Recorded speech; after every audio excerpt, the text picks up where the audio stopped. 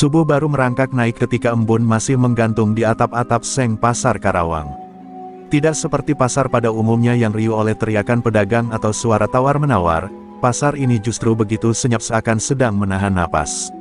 Lorong-lorongnya yang sempit terasa seperti mengintai setiap langkah manusia yang melintas, seolah mengingatkan bahwa tempat itu menyimpan sesuatu yang lebih tua dari sekadar bangunan pasar. Angin dingin menyapu perlahan, membawa aroma tanah basah bercampur sesuatu yang tak dapat dijelaskan, bau yang membuat bulu kuduk berdiri tanpa alasan yang jelas.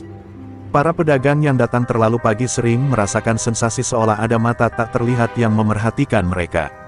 Tidak ada yang membicarakan hal itu, tapi tatapan mereka selalu sama, waspada. Di salah satu sudut, terdapat sebuah area tua yang sudah lama ditutup dengan pagar kayu rapuh. Konon katanya, dulu tempat itu pernah menjadi arena duel para jawara yang mempertaruhkan nyawa demi harga diri.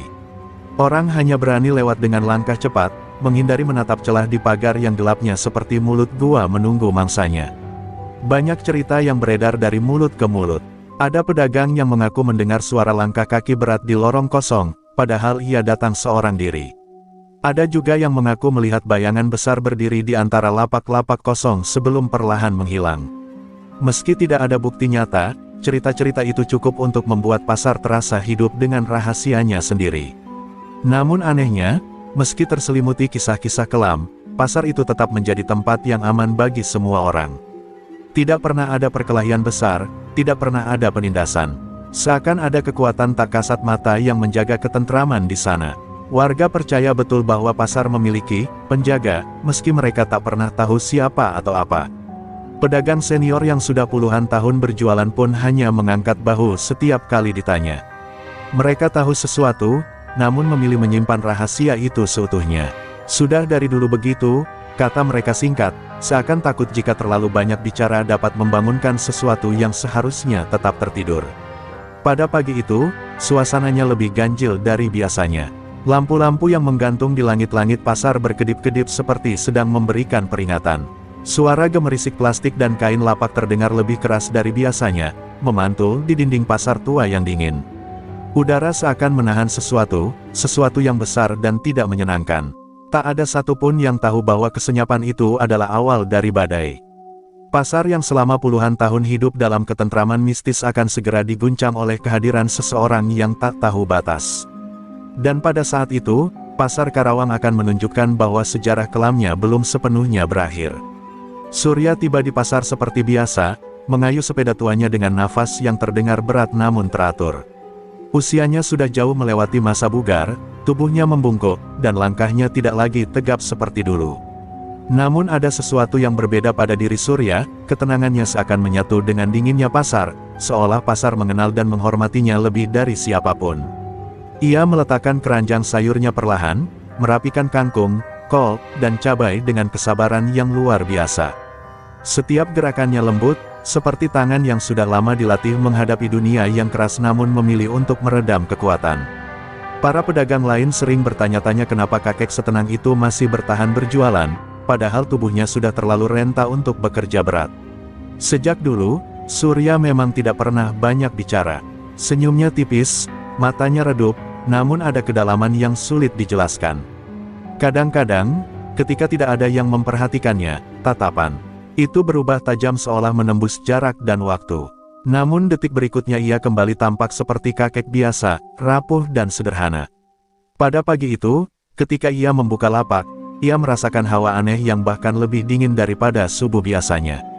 Angin yang menerpa wajahnya seperti membawa pesan.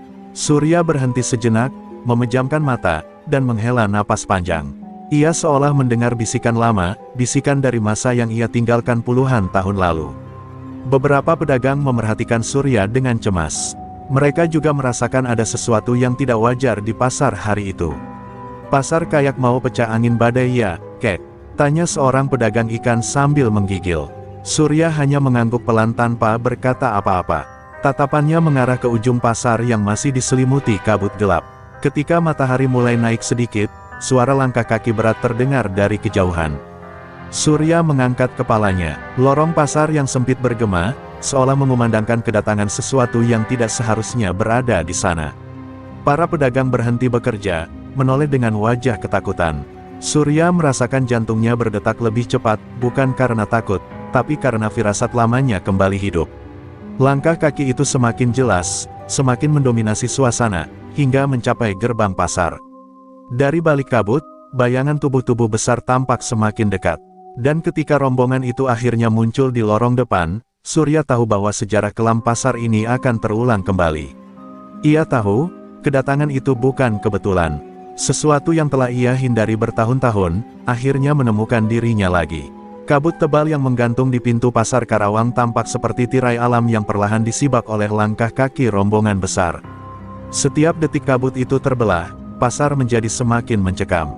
Suara langkah berat yang menghentak lantai semen membuat para pedagang menelan ludah, menunggu siapa yang akan muncul di balik bayangan itu. Surya berdiri mematung, jemari keriputnya meremas ujung kain lapnya tanpa sadar.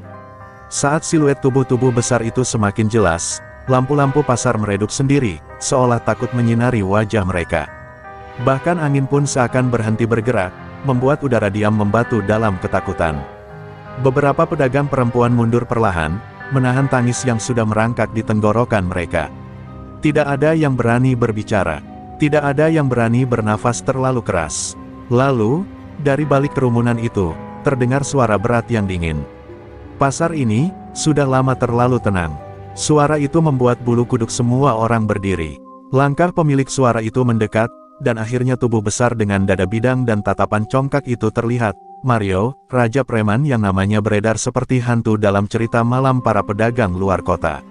Mario tidak datang sendiri. Ia membawa hampir 2 lusin anak buah bertubuh besar, tubuh penuh tato, dan wajah yang tidak menunjukkan belas kasihan sedikitpun.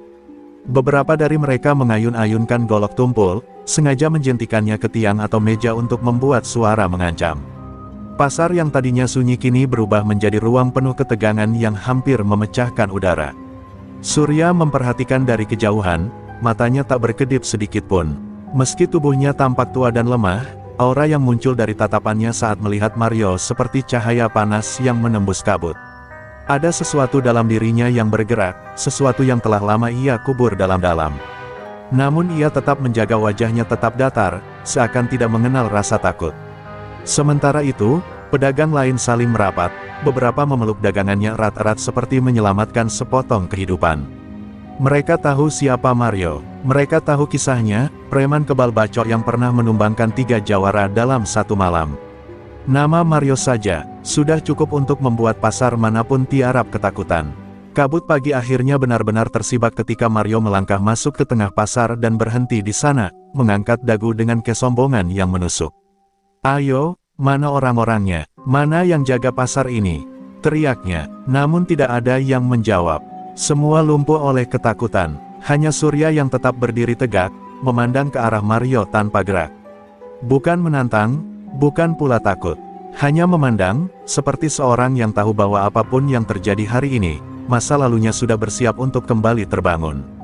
Mario melangkah semakin ke dalam pasar, sepatu boot hitamnya menghentak lantai semen dengan suara yang menggema keras seolah memecah kesunyian yang selama ini melindungi tempat itu.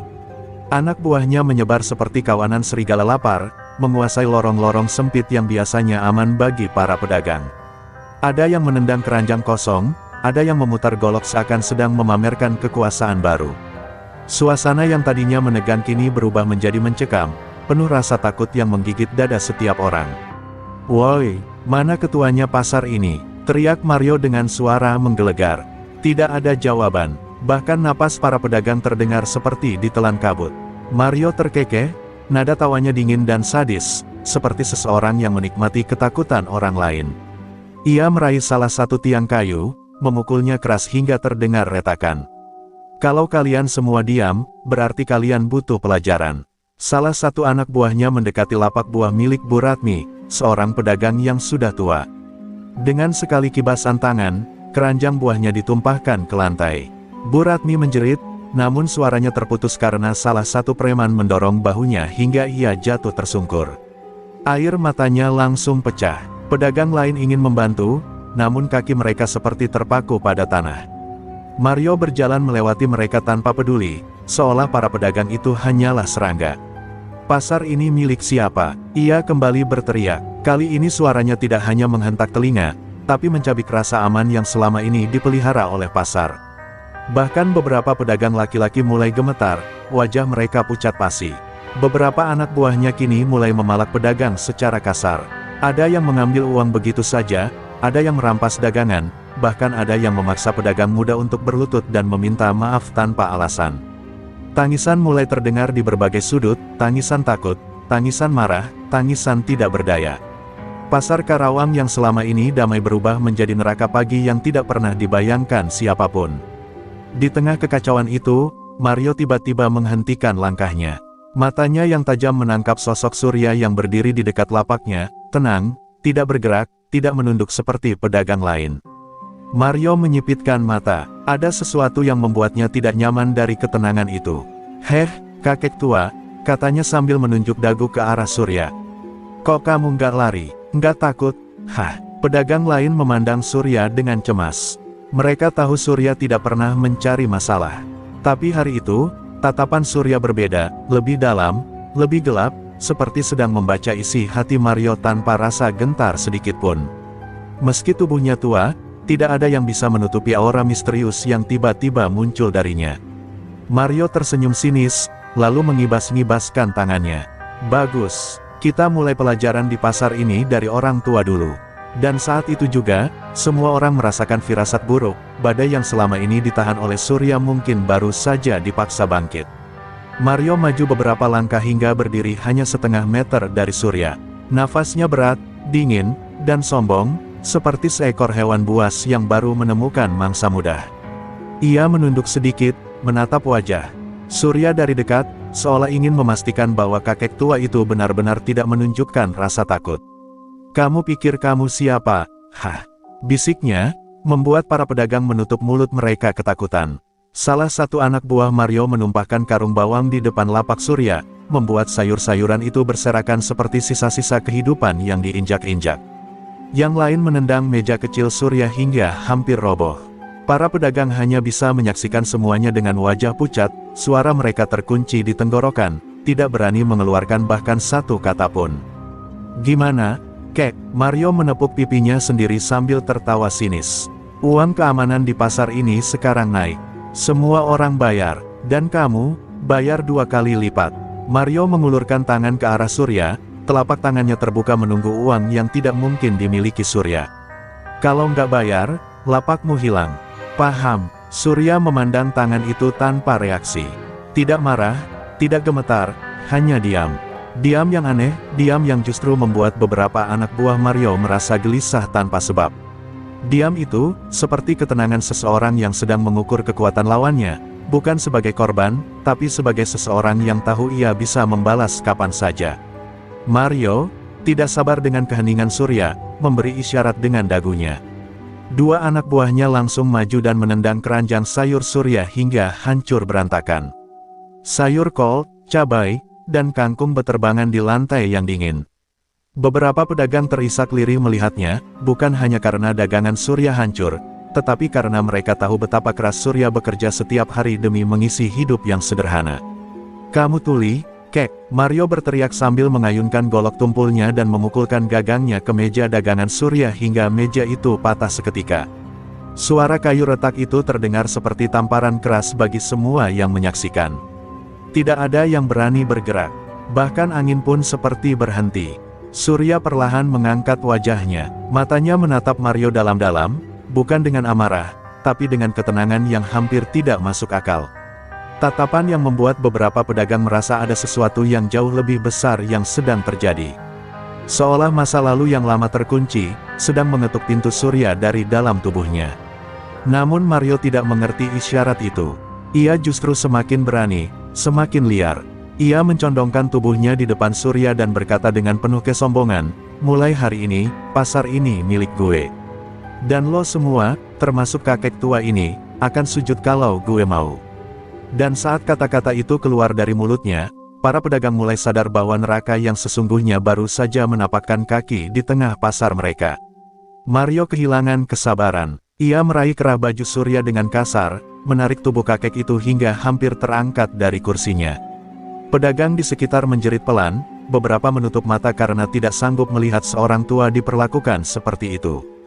Surya hanya diam, membiarkan tubuh tuanya diguncang-guncang seperti kain lap, tanpa sedikit pun melakukan perlawanan.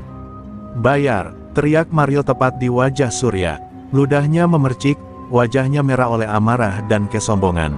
Ia mendorong Surya hingga terjatuh, membuat tubuh renta itu menghantam lantai keras. Suara itu, bunyi tubuh tua menghantam tanah, menggetarkan hati setiap orang yang mendengarnya. Beberapa pedagang wanita langsung menangis melihat Surya tersungkur lemah. Anak buah Mario tidak tinggal diam. Mereka menendang sisa-sisa sayur yang berserakan dan menginjaknya hingga hancur menjadi bubur basah. Mereka juga mengobrak-abrik kantong dagangan Surya, membuang isi uang recehnya ke selokan kecil di tepi lapak. Semua dilakukan sambil tertawa, seolah penderitaan seorang kakek adalah hiburan murahan bagi mereka. "Udah, Kek, jangan melawan," salah satu pedagang berbisik sambil menangis tertahan. Tapi Surya tidak menanggapi. Dengan perlahan, ia bangkit. Gerakannya lambat, tubuhnya goyah, namun ada ketegasan tersirat dalam cara ia berdiri. Seolah ada sesuatu dalam dirinya yang menolak untuk runtuh, tidak peduli seberapa keras dunia menekannya. Mario melihat itu dan tertawa lebih keras. "Hahaha, lihat kalian," ia menunjuk Surya sambil memutar golok di tangannya. "Kakek sekarat begini masih mau gaya. Di pasar ini, cuma ada satu raja. Dan itu, gue." Mario mendekat dan mengangkat dagunya setinggi mungkin, memaksa Surya menatap matanya. Kakek itu menatap balik, tenang, tanpa gemetar. Tatapan yang membuat Mario sedikit tersentak. Para pedagang mulai memohon. Ada yang berteriak agar Mario berhenti, ada yang berlutut, ada yang memeluk dagangan mereka sambil menangis ketakutan. Suara-suara itu bercampur menjadi harmoni kepedihan yang memecahkan suasana. Pasar Karawang yang dulu aman kini berubah menjadi tempat di mana harapan seperti ditarik paksa dari dada setiap orang. Mario tidak peduli. Ia menendang meja Surya sekali lagi hingga benar-benar hancur. Kayu-kayu patah itu memantul dan berserakan di antara sayuran yang telah rusak. "Gue kasih pilihan terakhir," kata Mario dengan nada penuh ancaman.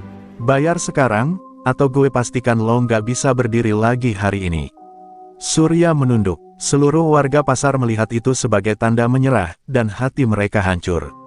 Tidak ada yang tahu bahwa saat Surya menunduk, bukan ketakutan yang memenuhi dirinya, tetapi bayangan masa lalu yang mulai bangkit, menyeruak dari lubuk hati yang selama ini ia kunci rapat. Surya tetap menunduk cukup lama hingga para pedagang mengira ia sudah menyerah total. Beberapa dari mereka menangis tanpa suara, berharap Mario tidak melukai kakek tua itu lebih jauh. Namun pada detik-detik senyap itu, sesuatu mulai berubah. Udara di sekitar Surya terasa seperti menggetar perlahan, seakan angin subuh yang dingin mendadak membawa panas dari dalam tanah. Mario, yang masih berdiri congkak di depan Surya, tiba-tiba merasakan bulu kuduknya naik tanpa sebab. Ia mengernyit, mencoba mengabaikan rasa tidak nyaman itu, tapi tubuhnya seperti memberi sinyal bahaya. "Cepetan, gue nggak punya waktu buat kakek usur," teriaknya. Namun suaranya terdengar sedikit goyah, sesuatu yang belum pernah terdengar sebelumnya. Surya menggerakkan jemarinya perlahan, hanya sekilas, tapi gerakan sekecil itu justru membuat beberapa pedagang terperangah. Seorang pedagang tua yang mengenali gerakan itu langsung menutup mulutnya, tubuhnya gemetar. Ia pernah melihatnya, puluhan tahun lalu.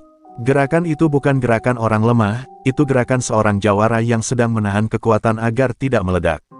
Pelan-pelan, Surya pun mengangkat wajahnya. Mata yang sebelumnya terlihat redup dan lemah kini berubah. Pandangannya tajam, terlalu tajam untuk seorang kakek tua. Cahaya matanya seperti menyala dari dalam, membawa ketenangan sekaligus ancaman. Semua orang yang melihatnya merasakan hawa aneh merayap di tulang belakang mereka, membuat jantung berdebar tanpa ritme. Mario mundur setengah langkah tanpa sadar. "Apa-apaan ini?" gumamnya. Anak buahnya saling pandang, bingung kenapa tiba-tiba mereka merasa seperti dikelilingi oleh sesuatu yang berat, sesuatu yang menekan dada mereka seperti batu. Bahkan kabut di pasar seakan terhenti, tak bergerak. Surya akhirnya berdiri tegak sepenuhnya. Punggungnya yang biasanya bungkuk kini lurus seperti tombak. Napasnya teratur, tapi auranya berubah drastis, berwibawa, tajam, dan penuh kekuatan yang tersembunyi. Tidak ada yang berani bersuara. Dunia seakan berhenti untuk memberi tempat bagi kebangkitan sesuatu yang telah lama terkubur. "Mario," suara Surya terdengar lirih, namun bergema di seluruh pasar. Suara yang dalam, tenang, namun memiliki getaran yang membuat para preman menelan ludah. Kau sudah terlalu jauh. Kalimat itu bukan ancaman keras, tapi ketenangan menyeramkan yang justru lebih menusuk dibanding teriakan. Para pedagang mulai menangis lagi, bukan hanya karena ketakutan, tetapi karena firasat bahwa sesuatu yang besar, sesuatu yang berbahaya, sesuatu yang sudah lama tidur, akhirnya terbangun di tengah pasar Karawang. Mario memicingkan mata, wajahnya menegang, namun senyumnya berusaha tetap sombong. "Surya, kau pikir suaramu masih berarti di pasar ini?" ujarnya sambil meludah ke tanah. Tapi meski kata-katanya kasar, jemari Mario sedikit bergetar, sebuah getaran kecil yang hanya bisa dirasakan oleh seseorang yang benar-benar memperhatikan. Dan Surya memperhatikan segalanya, bahkan ketakutan yang berusaha disembunyikan Mario. "Bukan suaraku yang berarti," jawab Surya sambil melangkah maju, setiap tapaknya terdengar seperti palu godam memukul lantai pasar. "Tapi batas kesabaran orang-orang yang kau tindas." Para pedagang yang tadi meringkuk ini perlahan mengangkat kepala, seperti ada energi baru yang merambat ke seluruh pasar. Mereka tidak berani bersuara, tapi tatapan mereka berubah, ada harapan yang selama ini hilang. Mario tertawa, tetapi tawanya pecah di tengah udara, terdengar gugup. Ia memberi kode kecil pada anak buahnya. Serentak, 4 orang preman maju membentuk lingkaran, menghalangi Surya. Namun Surya tetap tenang, matanya tidak lepas dari Mario. "Kau membawa mereka untuk melindungimu?" tanya Surya lirih. "Atau untuk mati di depanmu?" Kalimat itu membuat satu dari para preman mundur setengah langkah tanpa sadar.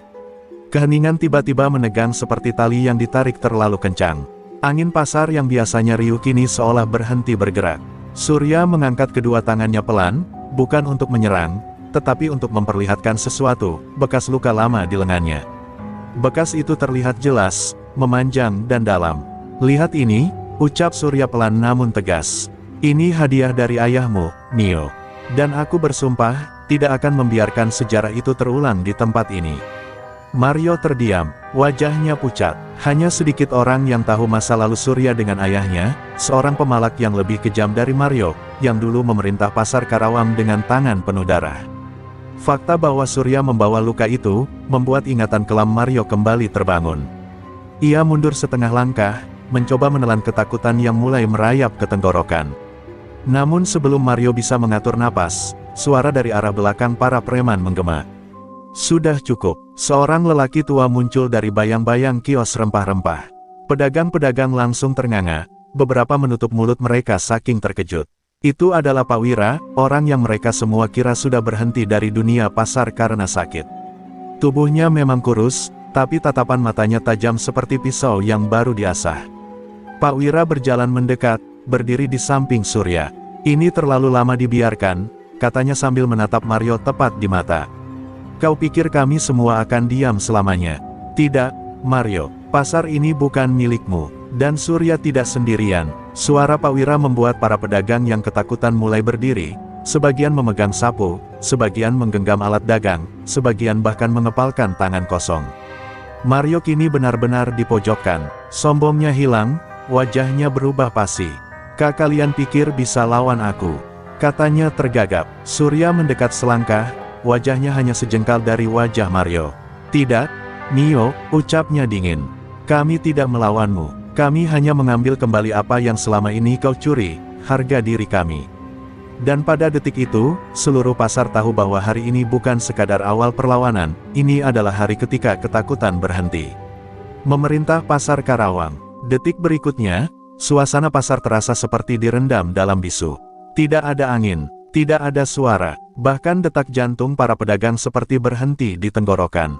Mario menatap Surya dan Pak Wira dengan mata membelalak, seolah menyadari bahwa posisinya sebagai penguasa pasar selama ini sebenarnya rapuh, dibangun di atas ketakutan, bukan hormat.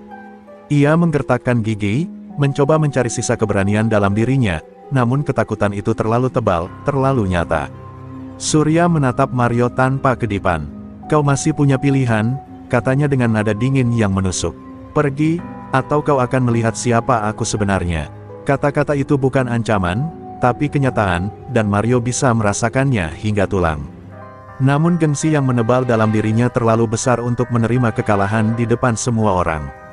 Ia meninju peti kayu di sampingnya hingga pecah, berusaha menunjukkan sisa kejantanannya. Gue nggak takut sama kalian, teriaknya, tapi suaranya bergetar. Dua preman di belakang Mario mulai mundur perlahan. Mereka saling berbisik, tidak yakin ingin ikut dalam pertarungan yang kini terasa lebih mirip bunuh diri. Tapi Mario menoleh ke mereka dengan tatapan buas. Maju, kalau kalian mundur sekarang, jangan panggil diri kalian manusia. Tekanan Mario membuat para preman kembali maju, walau langkah mereka berat seperti dipaksa oleh takdir yang buruk. Pak Wira bergerak maju, berdiri selangkah di depan Surya. Aku sudah tua, Mio, katanya dengan suara parau namun kuat. Tapi aku masih bisa berdiri. Dan selama aku berdiri, kau takkan bisa menyentuh siapapun di pasar ini.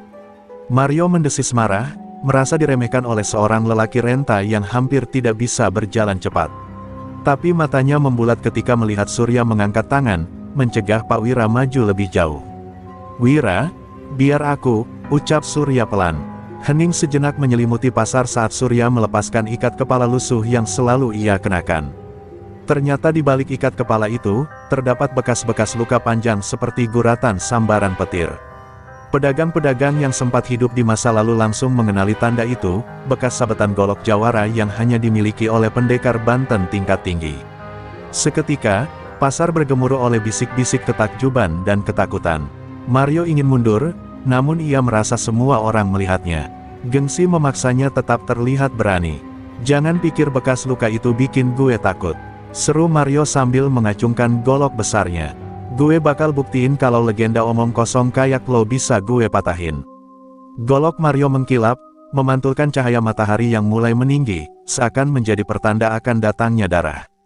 Surya menarik napas panjang, lalu matanya berubah. Bukan lagi mata pedagang sayur tua, melainkan mata pemburu yang menemukan mangsanya. Baik, Mio, ujarnya lirih.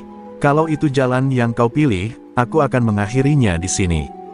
Kata-kata itu membuat seluruh pasar tersentak, napas para pedagang menahan di tenggorokan. Mereka tahu, kata, mengakhirinya, dari mulut seorang jawara Banten bukan sekadar kata. Itu berarti akhir yang sesungguhnya. Dan ketika kedua lelaki itu akhirnya berdiri saling berhadapan, Mario dengan kesombongan terakhirnya, Surya dengan ketenangan mematikan, pasar Karawang terasa seakan berdiri di ambang sejarah baru. Hari itu, bukan hanya pertarungan kekuatan yang akan terjadi, tapi pertarungan antara masa lalu yang telah melawan masa depan yang ingin bebas. Dan semua orang tahu, darah akan tumpah. Mario mengangkat goloknya tinggi-tinggi, lalu mengayunkannya dengan kecepatan agresif yang membuat anak buahnya sendiri terkejut. Udara terbelah, menimbulkan suara us yang tajam dan menghantam tanah hanya sejengkal dari kaki Surya. Debu berterbangan, beberapa pedagang menjerit tertahan. Yakin Surya akan terbelah dua. Namun Surya berdiri tak bergeser sedikit pun, bahkan bajunya pun tidak tersentuh. Mario menggeram frustasi, lalu menyerang lagi, kali ini lebih cepat dan lebih brutal. Serangan-serangan itu seperti badai liar, golok besar Mario berputar menghujam, menusuk, menyabet ke segala arah. Tapi Surya hanya bergerak sedikit, sangat sedikit, sekilas seperti bayangan yang menari. Setiap serangan Mario meleset, hanya menyentuh udara kosong. Para preman membelalakkan mata, mereka belum pernah melihat seseorang menghindar tanpa berpindah jauh, hanya dengan geseran kecil sehalus dedaunan jatuh. Suasana pasar makin tegang ketika Mario melompat dan mengayunkan pukulan mematikan dari atas. Goloknya menghantam lantai pasar begitu keras hingga papan-papannya pecah dan menimbulkan suara ledakan kayu. Beberapa pedagang terpelanting ke belakang ketakutan. Mario mengangkat wajahnya, berharap melihat Surya tergeletak. Tapi Surya sudah berdiri di belakangnya, dengan sikap tenang, napas stabil, seolah semua itu hanyalah angin lewat. Apa hanya segitu, Mio? Tanya Surya dengan suara yang menenangkan namun justru menghancurkan mental lawannya. Mario mengertakkan gigi, wajahnya merah, pembuluh darah di pelipisnya menonjol. Harga dirinya terinjak habis-habisan. Ia lalu meraung dan menyerang membabi buta, tak lagi mengandalkan teknik, hanya kebencian. Tapi itulah kesalahan mematikan yang selalu dilakukan para preman saat melawan seorang pendekar. Kali ini Surya tidak menghindar. Ia menahan serangan Mario dengan jari telunjuk dan ibu jarinya, mencubit sisi golok Mario dengan kekuatan kecil tapi presisi sempurna. Golok besar yang biasanya bisa membelah kayu itu berhenti total. Seisi pasar terdiam, bahkan Mario sendiri menatap tak percaya. tubuhnya gemetar karena kekuatan Surya menahan senjatanya seolah itu hanya ranting kering. Dalam satu gerakan halus, Surya memutar pergelangan tangannya. Golok Mario terpental ke udara dan jatuh berputar ke tanah beberapa meter jauhnya. Mario refleks mundur, napasnya tersengal. Wajahnya pucat. Tanpa senjatanya, ia terlihat seperti preman kecil yang kehilangan perlindungan terbesarnya. Para pedagang yang dulu ketakutan kini mulai saling memandang, mulai berani bernapas lebih lega. Namun Surya tidak bergerak untuk menyerang. Ia hanya berdiri, memandangi Mario dengan tatapan yang lebih menyakitkan dari pukulan apapun. "Aku sudah bilang," ucap Surya lirih, "kau terlalu jauh melangkah." Kata-kata itu seperti mengantar vonis. Mario merasakan dadanya berat, seakan takdir gelap menutup semua jalan keluar. Pasar Karawang kini menjadi saksi, bahwa kebangkitan Surya bukan hanya sekadar legenda lama, tapi kenyataan yang menelan seluruh keberanian palsu Mario. Dan ketika Mario akhirnya maju dengan tangan kosong untuk ronde berikutnya, tidak lagi sebagai Raja Preman, melainkan sebagai orang yang putus harapan, semua orang tahu, darah pertama hanya soal waktu. Mario berdiri terpaku beberapa detik, wajahnya pucat seperti kapur, napasnya tersengal, dan matanya berair bukan karena sedih, tetapi karena takut. Takut yang belum pernah ia rasakan seumur hidup. Ia menatap Surya, kakek tua yang selama ini ia hina, seakan baru menyadari bahwa ia sedang berdiri di depan raksasa yang hanya menyamar sebagai manusia. Namun rasa malu dan gengsi membuatnya menggertakkan gigi. Ia mengangkat tinjunya, meski tangannya bergetar hebat. Tanpa golok, Mario kini mengandalkan amarah. Ia menerjang maju sambil meraung seperti binatang terluka, tinjunya melayang ke arah wajah Surya. Serangan itu cepat dan liar, membuat para pedagang menjerit dan menutup mata, takut Surya akhirnya menerima luka. Tapi Surya hanya memiringkan kepala sedikit, sekali lagi, gerakan halus, kecil, namun cukup untuk membuat pukulan Mario meleset dan menghantam tiang kayu hingga tiangnya retak. Mario meringis kesakitan, namun tak berhenti. Ia menyerang lagi, dan lagi, seolah ingin menghapus rasa takutnya dengan memukul apapun yang ada di hadapan. Tapi Surya tetap diam, tetap tenang, menghindar dengan gerakan yang lebih mirip embusan angin daripada tubuh seorang manusia.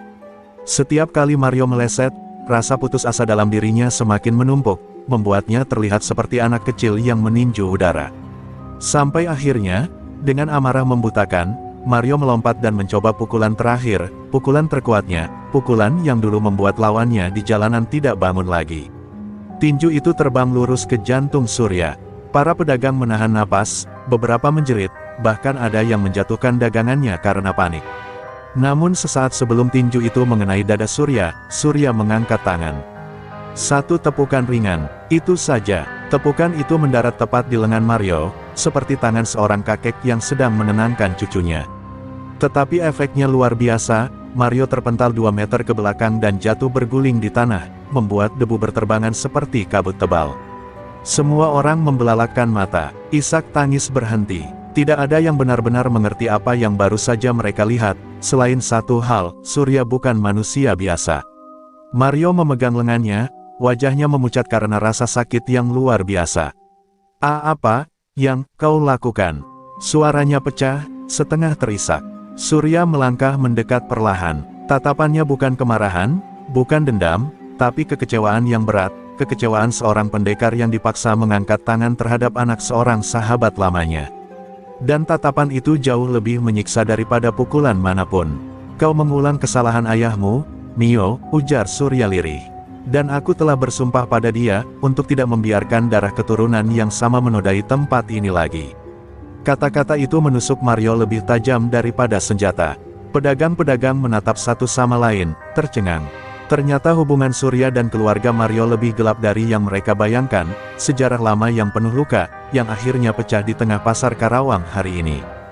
Dan ketika Mario mencoba berdiri untuk terakhir kalinya, tubuhnya goyah, tetapi matanya menunjukkan satu hal, ia belum menyerah, meski seluruh dunia mengatakan ia sudah kalah.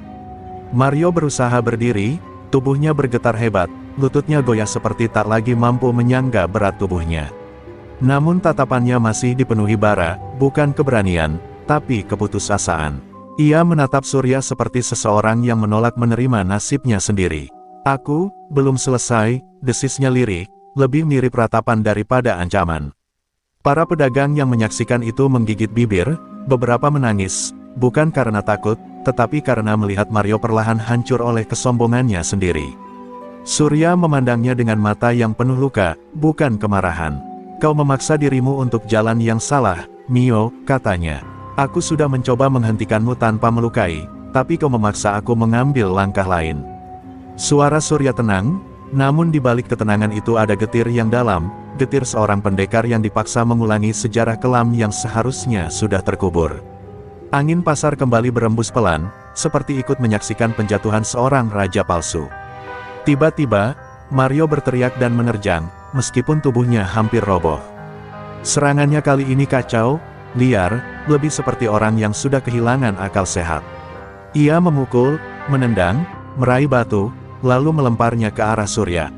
Semua pedagang berteriak panik, mengira Surya akan terkena. Namun Surya hanya menggeser sedikit kaki, batu itu melesat melewatinya dan menghantam dinding kios hingga retak. Mario makin marah, makin bergetar, makin kehilangan diri. Dengan langkah cepat, Mario meraih goloknya yang tergeletak di tanah. Tangannya berlumur tanah dan darah, tapi ia tak peduli. Ia mengangkat golok itu tinggi-tinggi, berteriak seperti orang kerasukan. Kalau gue mati sebagai raja. Teriaknya, para pedagang menjerit, beberapa mundur sejauh mungkin, memeluk satu sama lain. Mereka tahu serangan ini, serangan terakhir, serangan putus asa, serangan yang akan mengubah pasar menjadi kuburan jika tak dihentikan. Dan pada detik krusial itu, Surya tidak lagi diam. Dalam gerakan cepat, lebih cepat dari sorot mata siapapun, Surya menepiskan ayunan golok Mario menggunakan satu tangan. Benturan itu membuat suara logam bergetar keras, golok terpental sekali lagi. Tapi kali ini Surya tidak melepaskannya begitu saja. Ia memutar tubuh, memukul dada Mario dengan telapak tangan terbuka, pukulan pendekar tingkat tinggi yang dikenal sebagai pukulan perantun jiwa.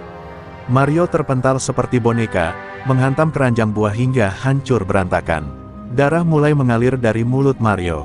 Pasar terdiam, tidak ada yang berani bergerak, bahkan angin pun seolah berhenti mendadak. Surya menatapnya dengan mata yang meredup, sedih, penuh beban masa lalu. Aku tidak ingin ini terjadi, bisiknya. Tapi kau memaksa jalan yang sama dengan ayahmu. Kalimat itu menggantung di udara, beratnya membuat beberapa pedagang terisak haru. Kini mereka mengerti, bukan hanya pertarungan yang terjadi, tapi pembalasan terhadap sejarah berdarah yang pernah terjadi di pasar ini. Mario mencoba bangkit, tapi tubuhnya tak mau menuruti kemauan. Ia merangkak pelan, memegangi dadanya yang nyeri. Kenapa? Kau? Suaranya patah. Surya menunduk, mendekat, lalu berkata dengan lirih yang mengguncang hati siapapun yang mendengarnya, karena aku berjanji menjaga pasar ini, dari ayahmu, dan dari dirimu. Kata-kata itu menyayat, bukan hanya bagi Mario, tetapi juga bagi semua saksi yang kini sadar bahwa Surya bukan sekadar pedagang sayur, ia adalah penjaga diam yang telah memikul beban puluhan tahun sendirian.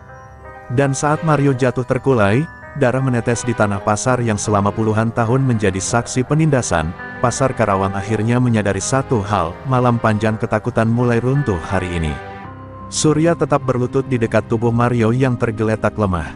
Napas Mario tersengal, namun matanya memancarkan kebingungan yang jauh lebih menyakitkan daripada luka di dadanya. Ayahku, apa hubungannya dengan semua ini?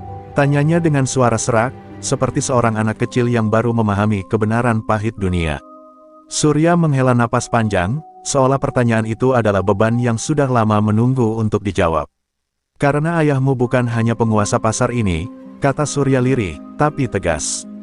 Ia adalah orang yang menghancurkan hidup terlalu banyak keluarga, termasuk keluargaku sendiri. Kata-kata itu menggema di antara kios-kios gelap pasar yang remuk oleh konflik.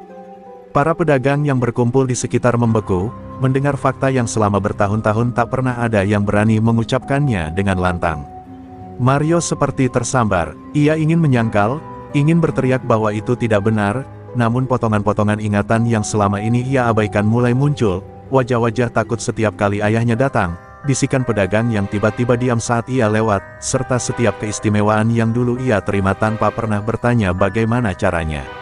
Semua itu kini terasa seperti dosa yang menempel di kulitnya. Dan aku menanggung janji, lanjut Surya dengan suara bergetar.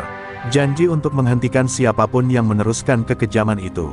Termasuk dirimu yang dulu begitu sombong berjalan membawa nama keluargamu tanpa tahu berapa banyak air mata yang menetes karenanya.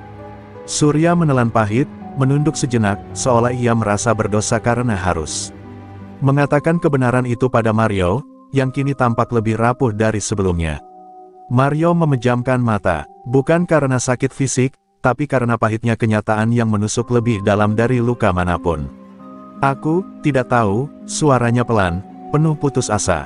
Surya menatapnya, dan untuk pertama kalinya sejak semuanya dimulai, rasa iba muncul di wajahnya. Aku tahu, karena itu aku masih memberi kesempatanmu sekarang. Di kejauhan, mata-mata para pedagang mulai berkaca-kaca. Mereka tak pernah menyangka bahwa lelaki pendiam yang setiap hari hanya menjual sayuran, Surya, si penjaga sunyi, menyimpan sejarah kelam yang terhubung dengan mereka semua. Pasar yang selama puluhan tahun dirundung ketakutan kini berdiri di ambang perubahan besar, dan malam itu, mereka melihat masa lalu dan masa depan bertabrakan tepat di depan mata. Alia dan Raka yang baru tiba di lokasi kemudian mendekat, menyaksikan momen yang tidak mereka duga. Alia menutup mulutnya menahan tangis, melihat bagaimana Mario, yang dulu berdiri sombong di tengah pasar, kini tergeletak berlumuran darah, bukan sebagai musuh, tapi sebagai korban dari warisan dosa ayahnya.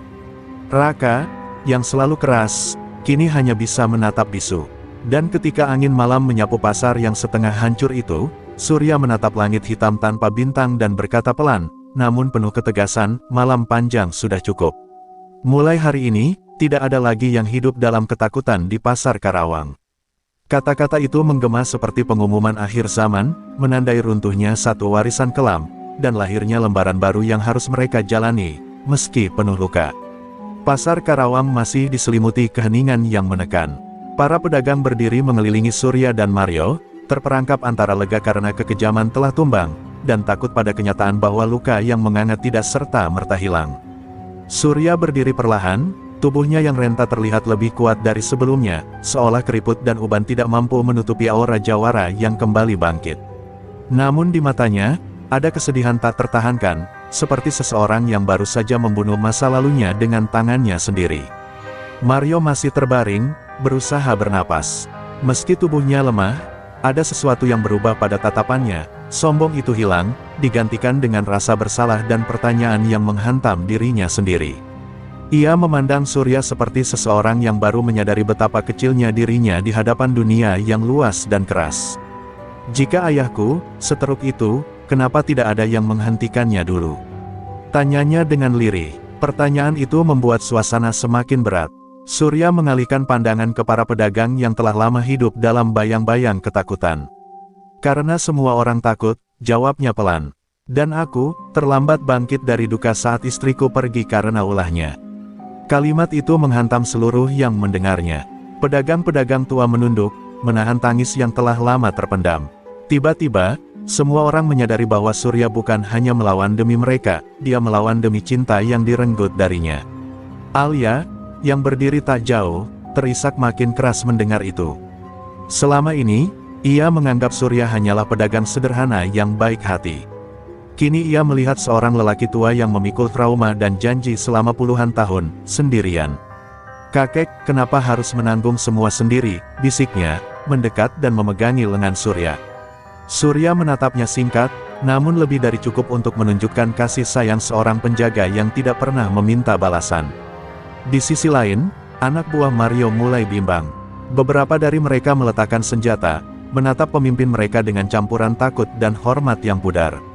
Mereka tidak lagi melihat Mario sebagai raja preman tak terkalahkan, mereka melihat manusia tersesat yang jatuh karena dosa warisan. Perlahan satu persatu mereka mundur, tak sanggup lagi melanjutkan kekerasan yang kini terasa sia-sia. Namun, ketika suasana mulai mereda, seorang pria asing muncul dari balik kios yang gelap. Tubuhnya besar, bahunya lebar, dan tatapannya penuh amarah yang membara. Para pedagang langsung surut mundur ketakutan. Jadi ini akhirnya, katanya dengan suara berat yang mengguncang seluruh pasar. Surya menatapnya tajam, mengenali siluet itu. Lelaki itu adalah Danu, tangan kanan ayah Mario yang hilang sejak lama, lebih kejam, lebih ganas, dan lebih fanatik daripada siapapun. Danu menatap Mario dengan sinis. Kau bahkan tidak bisa meneruskan warisan ayahmu. Ia menghunus golok panjang yang masih berkilat meski cahaya pasar remang. Kalau kau jatuh, aku yang akan menyelesaikan apa yang dimulai almarhum ayahmu. Suasana kembali mencekam, bahkan lebih gelap dari sebelumnya. Kehadiran Danu seperti membuka kembali pintu neraka yang baru saja ditutup. Surya melangkah maju, berdiri di antara Danu dan semua warga pasar. Tidak akan ada lagi darah yang mengalir di tempat ini, katanya tegas, tetapi suara itu penuh beban. Danu tersenyum miring, senyum seorang pemburu yang menemukan mangsanya. Kalau begitu, mari kita lihat, jawabnya sambil bersiap untuk menyerang. Dan malam itu, pasar Karawang kembali menahan napas, karena pertarungan yang jauh lebih berbahaya baru saja dimulai. Danu melangkah maju seperti raksasa yang baru bangun dari tidur panjang. Setiap langkahnya menggema, membuat tanah pasar yang berlumur darah itu terasa bergetar. Para pedagang menahan napas, sebagian memeluk keluarga mereka, sebagian yang lain gemetar sambil berdoa agar malam itu bukan akhir dari hidup mereka. Surya berdiri tegak di hadapan Danu, tubuhnya yang renta tampak kecil, namun sorot matanya jauh lebih tajam dibanding golok yang dipegang Danu. Ada ketegasan yang membuat orang tahu, ia siap mati malam ini, hanya untuk melindungi pasar yang sudah dianggapnya rumah. Mario mencoba bangkit dari tanah, namun gagal. Tubuhnya terlalu lemah, tapi jiwanya tak lagi sama. Ia berteriak, "Danu, berhenti, sudah cukup." Tapi Danu hanya menoleh dengan tatapan merendahkan. "Kau tidak punya hak memberi perintah lagi, anak manja," katanya sinis. "Kau sudah kalah, sekarang giliran aku." Kata-kata itu menusuk ego Mario dalam-dalam, namun ia tak berdaya, dan itulah hukuman paling pahit baginya. Danu kemudian menatap Surya, "Kau, si jawara Banten yang selama ini sembunyi sebagai pedagang sayur.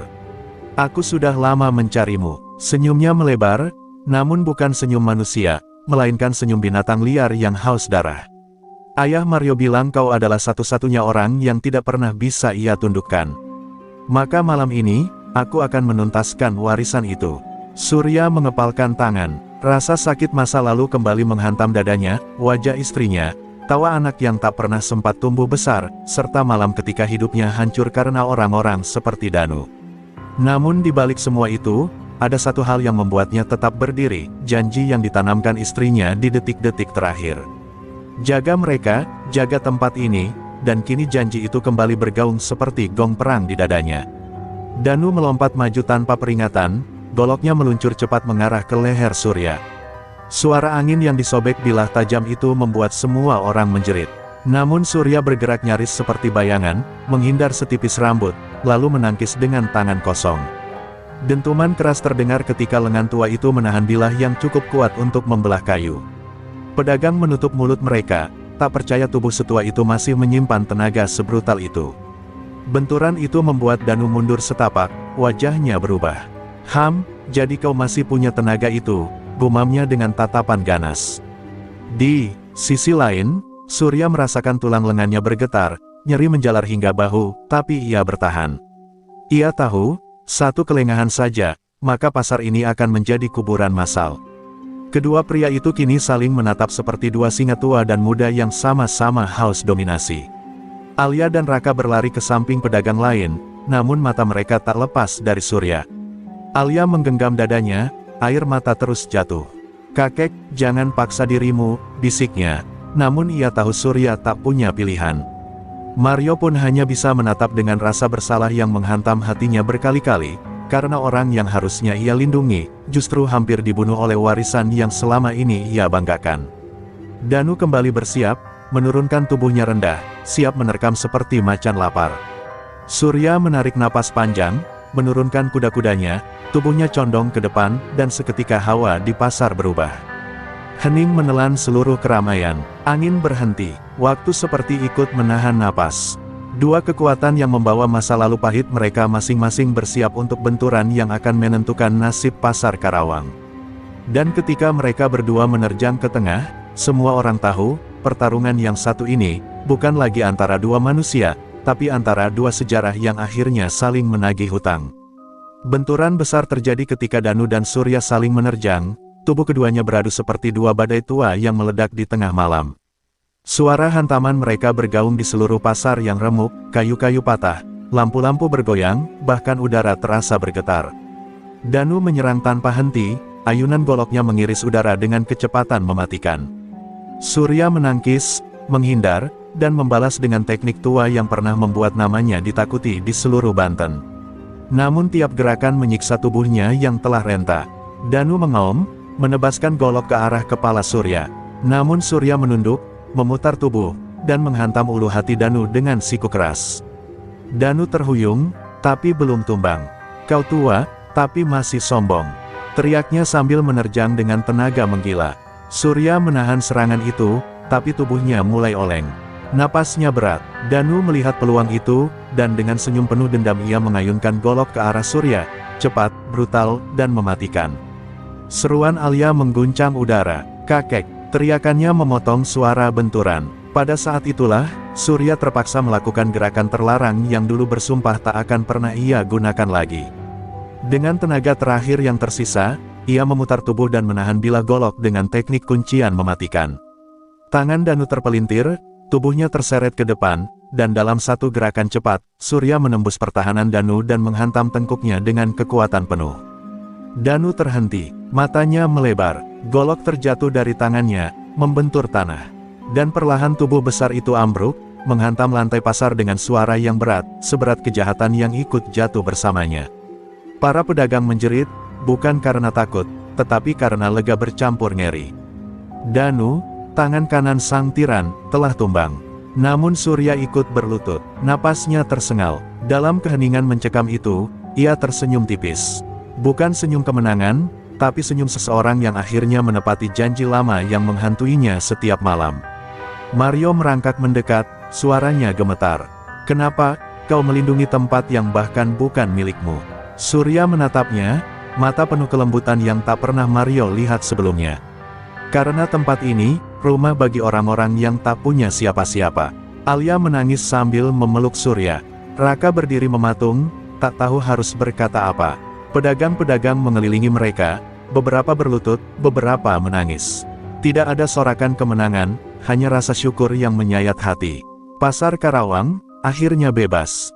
Bebas dari ketakutan puluhan tahun. Bebas dari warisan kekejaman dua generasi. Namun kebebasan itu dibayar mahal oleh seorang lelaki tua yang terlalu lama memanggul beban sendirian. Surya memegang bahu Mario dengan tangan gemetar. "Kau punya pilihan sekarang, jangan ulangi jejak ayahmu, atau Danu." Mario menunduk, air matanya jatuh ke tanah. Aku ingin berubah," katanya pelan, dan untuk pertama kalinya suaranya tulus. Surya tersenyum lemah. "Kalau begitu, bebaskan dirimu." Sesaat kemudian, tubuh Surya melemah, dan ia terjatuh pelan ke pangkuan Alia. Pedagang berteriak memanggil namanya, namun Surya sudah menutup mata, dengan damai, dengan janji yang akhirnya ia tepati. Pagi itu, matahari menyinari pasar Karawang yang telah melalui malam panjang penuh darah. Pedagang menata lapak kembali, warga bekerja bersama membersihkan puing. Mario berdiri jauh di sudut, membantu mengangkat peti kayu, bukan sebagai preman, tapi sebagai manusia baru. Di sudut pasar, sebuah bangku kecil diberi bunga sederhana, tempat Surya biasa duduk menjual sayur. Dan di bawah bunga itu tertulis pesan warga. "Surya, penjaga pasar, penjaga